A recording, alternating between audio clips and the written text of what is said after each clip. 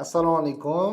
AppSheetni 100% o'zbek tilida o'rganishingiz mumkin bo'lgan video darsliklarni tayyorladim. AI'lar, vibe codinglar hozir juda trendga chiqqan vaqtida nimaga AppSheetni o'rganishingiz kerakligini sizga tushuntirib beraman. Videoni oxirigacha ko'ring, buni nimagaligini o'rganib olasiz. 100% darslarim AppSheet haqida, ya'ni kodsiz texnologiya, ya'ni kodsiz dastur yasash imkoniyati beruvchi texnologiya orqali dastur yasashni ko'rib chiqamiz. Hammasini database, front-end, formulalar, avtomatizatsiya barcha qismini demak ko'rib chiqamiz. Umumiy 8 ta modulga bo'ldim. Birinchi modulimiz kirish, umumiy darslar bo'ladi.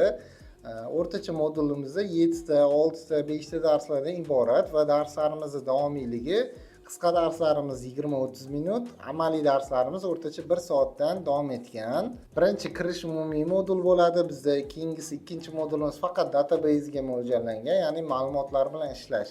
Ma'lumotlar bazasini shakllantirish, arxitekturasini qurish va barcha ma'lumotlar bazasiga oid bilimlar o'rgatilgan. Uchinchisida AppSheet ilova dizayni. Ya'ni biz bunda to'liq dasturimizni brendlash, ya'ni front-endini ko'rib chiqamiz. 4 va 5 modullarimiz formulalar va actions bo'ladi. Ya'ni backendimizni yordamchi funksiyalari. Biz AppSheetimizni imkoniyatlarini kengaytirishga yordam beradigan formulalarni ko'rib chiqamiz. 6-modulimiz automatizatsiya, automation. Automation orqali biz AppScriptga integratsiyani ko'rganmiz va Telegramga integratsiyani ko'rganmiz, emailga integratsiyani ko'rganmiz. AppSheetdan tashqi servislar bilan integratsiyani o'rganamiz.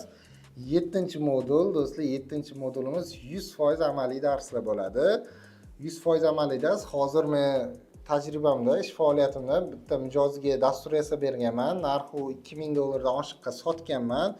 O'sha dasturni to'liq qaytadan noldan hamma joyini yasab ko'rsatib berganman.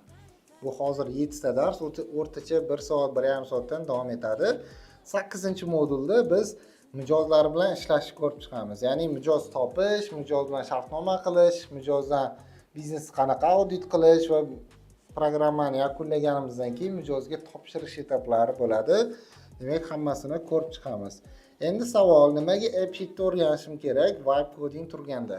Hozir ko'pchilik trendda vibe codingda 10 tagina prompt berish orqali qanaqadir ilova yoki veb-sayt yasashyapti-da, bo'ldi. Men uje to'laqonli dastur yasa olaman deb o'ylaydi, lekin u dasturni rivojlantirish paytida, u dasturni kengaytirish vaqtida dasturchi logikasi bo'lmagani uchun juda ko'pchilik qiynalmoqda. Shuning uchun hozir men AppSheetda bu kursim boshlang'ich kurs hisoblanadi. Keyingi kursimda vibe coding bo'yicha kurs yozmoqchiman, video darsliklar yozmoqchiman. AppSheet bu standartni dasturchi logikasi qanaqa bo'lishi, dastur o'zi qanaqa to'g'ri qurilishi, qanaqa etaplardan o'tishi, hammasini poetapni o'rganishimiz mumkin bo'ladi. Bularni o'rganganimizdan keyin biz vibe codingga o'tsak bo'ladi.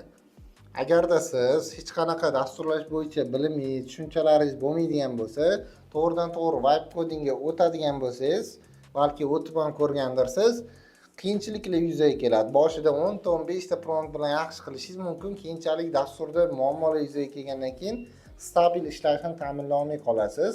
O'shaning uchun sizda birinchi o'zi dasturlash logikasi bo'lishi kerak. Shuning uchun men kodsiz dasturlash orqali dastur yaratish AppSheet kursini yozib chiqdim. Agar qiziq bo'ladigan bo'lsa, Telegramdan aloqaga chiqing, o'zim sizga tushuntirib, ma'lumotlarni to'liq dostuplarni berishim mumkin.